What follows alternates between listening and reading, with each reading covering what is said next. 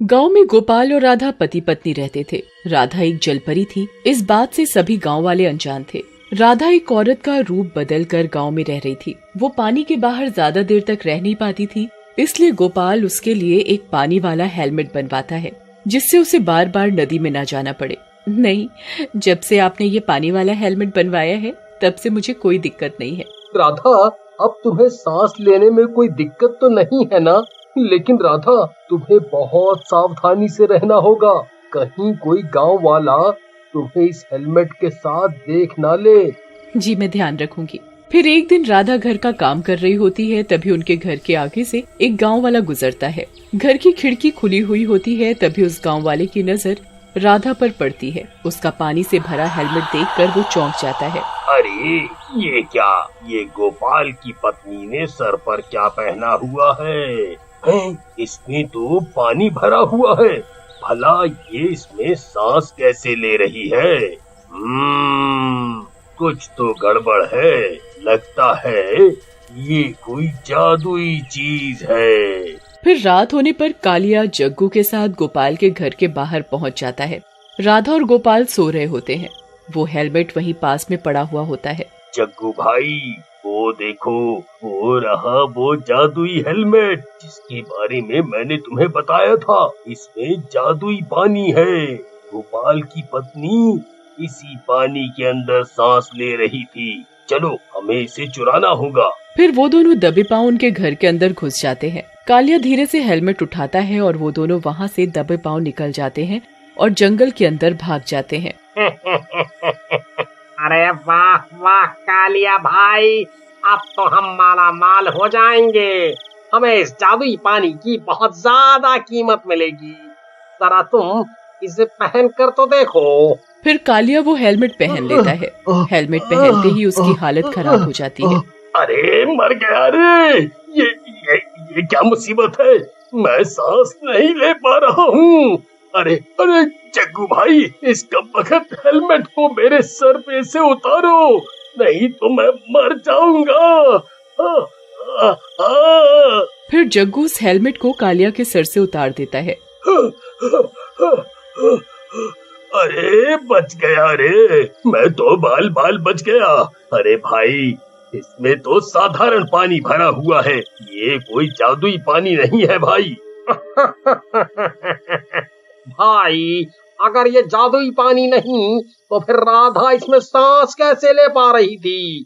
दाल में जरूर कुछ काला है। चलो, हमें वापस गोपाल के घर जाना चाहिए। फिर वो दोनों हेलमेट लेकर वापस गोपाल के घर के बाहर पहुंच जाते हैं। वहीं राधा की पानी की प्यास जाग जाती है। वो उस पानी के हेलमेट को तलाशने लगती है। अरे ये हेलमेट कहाँ गया? यही तो रखा था, कहाँ चला गया? अब क्या करूं? मेरी तो सांसें उखड़ने लगी है। मैं और इंतजार नहीं कर सकती। मुझे अभी पानी की सख्त जरूरत है। फिर वो रसोई घर की तरफ भागती हुई जाती है।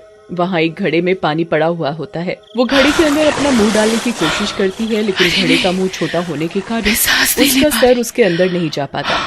हे भगवान, अब क्या करूं? मुझे अभी नदी में जाना होगा। अब कोई रास्ता नहीं है। फिर राधा घर से निकलकर सीधा नदी की तरफ दौड़ पड़ती है। फिर वो दोनों भी हेलमेट को वहीं छोड़कर राधा के पीछे दौड़ना शुरू कर देते हैं। तभी राधा दौड़ते दौड़ते नदी के अंदर कूद जाती है। अरे कालिया भाई, ये तो नदी में कूद गई। तभी राधा अपने असली रूप में आ जाती है और एक जलपरी का रूप लेकर नदी में तैरने लगती है।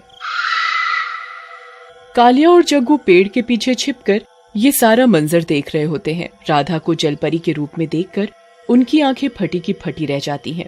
अरे दैया रे दैया! जग्गू भाई, मुझे तो अपनी आंखों पर विश्वास ही नहीं हो रहा। ये राधा तो एक जलपरी निकली भाई। भाई, मैंने तो जलपरियों के बारे में सिर्फ किस्से कहानियों में ही सुना था। आज अपनी आंखों से देख लिया। भाई, ये सोचो, इस जलपरी की बाजार में हमें मुंह मांगी कीमत मिलेगी। सही कहते हो भाई, हमें इस जलपरी को पकड़ना ही होगा। फिर राधा कुछ देर नदी में रहने के बाद पानी से बाहर निकलती है और औरत के रूप में आ जाती है और अपने घर की ओर चल देती है। कालिया और जग्गू भी उसका पीछा करने लगते हैं। जब राधा घर पहुंचती है तो उसकी नजर अपने हेलमेट पर पड़ती है। अरे ये हेलमेट यहाँ घर के बाहर क्या कर रहा है? इसे यहाँ कौन लाया? चलो अच्छा है ये मिल गया। फिर जैसे ही राधा हेलमेट पहनने लगती है, पीछे से जग्गू और कालिया आ जाते हैं और उसके ऊपर एक चादर डालकर उसे पकड़ लेते हैं और हेलमेट वहीं गिर जाता है। जग्गू भाई कस के पकड़ना, ये एक मायावी औरत है, कहीं हाथ से निकल ना जाए। कौन है? छोड़ो छोड़ो मुझे, छोड़ो मुझे। फिर वो दोनों राधा को एक पिंजरे में डाल देते हैं और पिंजरे को उठाकर जंगल में ले जाते हैं। रास्ते में राधा अपनी चूड़ियों को गिराती जाती है। अरे जग्गू भाई, अब तो हम माला माल होने वाले हैं। इस जलपरी की हमें मांगी कीमत मिलेगी।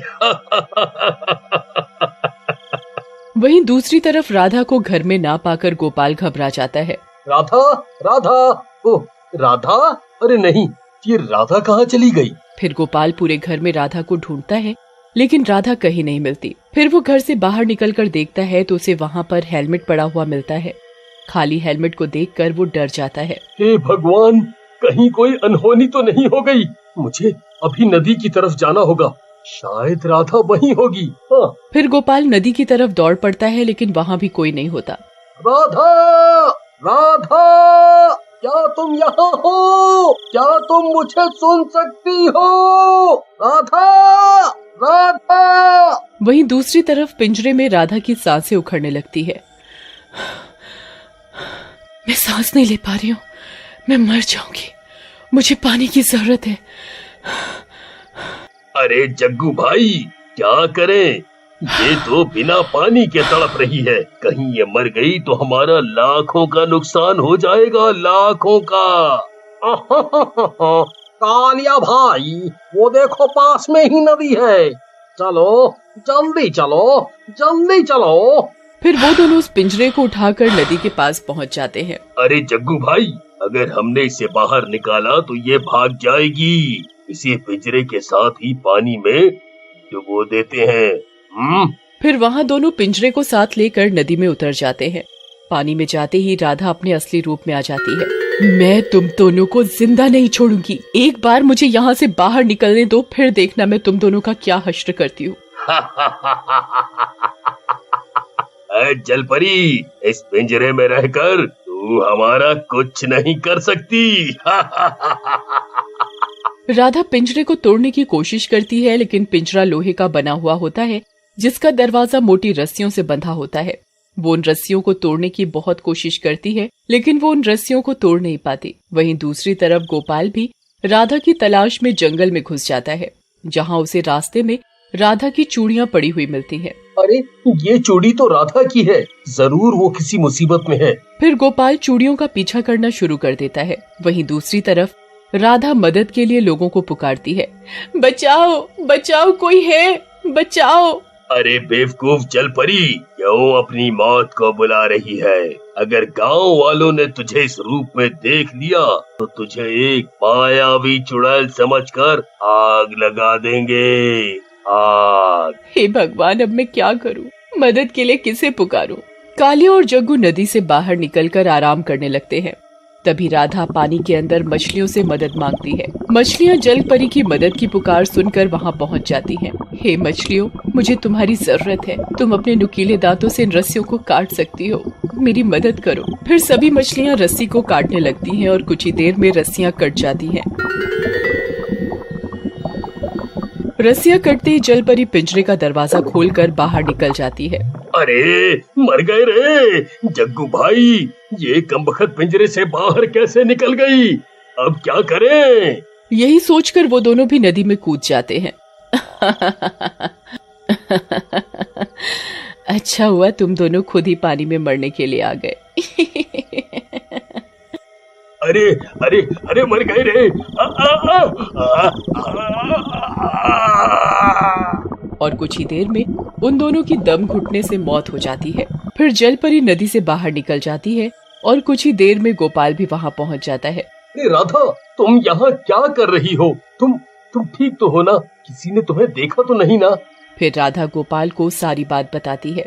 शुक्र है भगवान का, तुम्हारी असलियत किसी को पता नहीं चली। फिर वो दोनों वापस अपने घर की ओर चल देते हैं।